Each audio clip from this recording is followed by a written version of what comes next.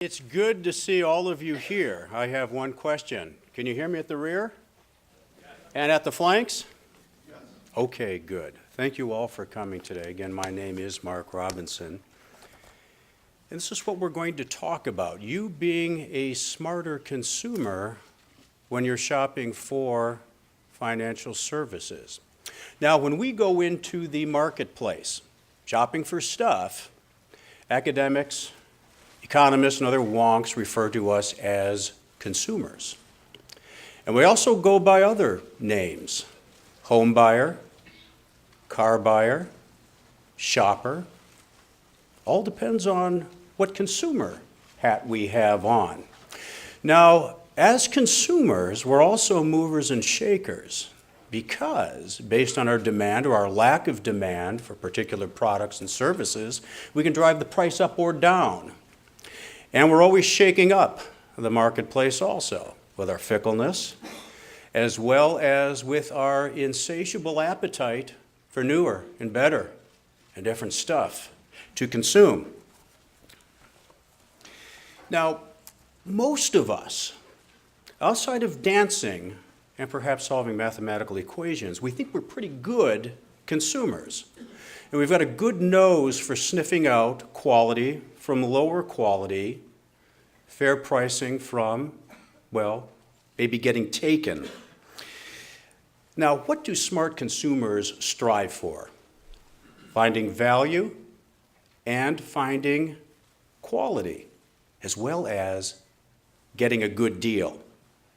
Now, it's pretty easy to spot value or a good deal when you're at the supermarket or at a department store. That's easy. But it's a lot more difficult in certain other markets, particularly financial services. It's a market that we enter that makes us uncomfortable, overwhelmed, and often leaves us uncertain in our ability to recognize value, or are we getting a good deal? So for most of us, stepping out into the financial services marketplace is like stepping out into a different world. And the locals there, well, they talk funny too. They use terms like AGI and AMT, APR, DTI, LTV, YTM, EPS, and they call us names too, like borrowers, depositors, annuitants, investors, taxpayers. So it's very difficult for us to navigate into that realm. It's very uncertain, and it's a realm where perhaps we need to be our smartest as a consumer. Now, the question and the challenge here is how do I be a smart consumer when I don't really understand the product or the service, I don't understand the jargon that's being used to explain it to me, and I really don't understand the pricing. So what is a smart consumer to do? You need to start living dangerously, ladies and gentlemen. You need to start asking questions. And often it's the stupid question that is the question that later you wished you asked. Now, you have no problem doing that when you're getting a roof put on the house, or you're hiring someone to do the lawn service or put in a patio out back. You've got your list of questions. For some reason, we enter the realm of financial services in a presumed subordinate, bewildered position. And it ought not be that way. So, for you, ask questions. Get key phrases to write down. There isn't, ladies and gentlemen, one retail bank product, one retail loan, one retail investment product or investment strategy that cannot be explained to you in a few key phrases. Now, quality financial services providers know that. And part of their responsibility to you is to make sure that they are explaining it to you in a way that you understand and can comprehend to your level of satisfaction.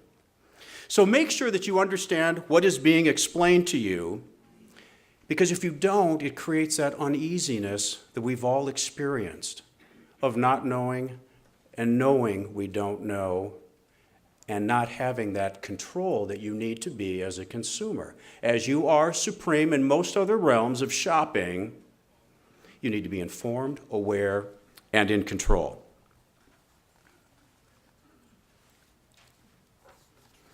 Now, things do get a little more complicated in the financial services industry. Spotting a good value is a lot more different than when we're at a supermarket or a department store, and it's more complicated than a box of your favorite cereal. But still, the responsibility is on you to ask questions. Because financial services providers are not witch doctors or high priests with special knowledge that you can only obey and follow. They want you to ask questions, and the better ones count on you asking questions, because that's how they distinguish themselves as being a quality financial provider. Now, one of the goals of this program, Reinventing Michigan Retirement, is not just to throw more information at you. You can be awash in information and still remain ignorant. You can have a lot of education and still not know how to apply it when it's most important. When someone is trying to convince you to take on a particular investment strategy, buy a particular product, you need to be informed and aware. It starts with you just asking questions. In the toolkit that you've all received, there are 9 checklists in there. Now, why do we like the checklist approach? Because you take action, and there's a sense of empowerment and control by you using a checklist. Now, let's use an example of this. You have toolkits. We also have workshops that are available for you today. So you see how we bring this down here. You have the toolkit that you can always refer to. It's at your fingertips.